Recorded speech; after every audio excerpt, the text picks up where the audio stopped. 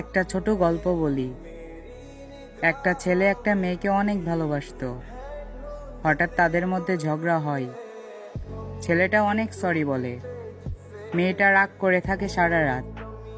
ছেলেটা মেয়েটাকে মেসেজ দেয়, সরি বলে, কিন্তু মেয়েটা কোনো রিপ্লাই দেয় না। এভাবে সকাল 10টা বাজে।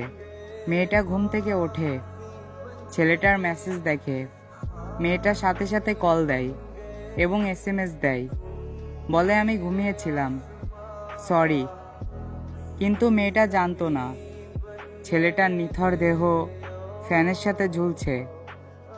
তো সবাইকে একটা কথাই বলি, সময় থাকতে তোমাদের ভালোবাসার মানুষটাকে কদর দিও, তার মূল্য বুঝো, তাকে ভালোবেসো।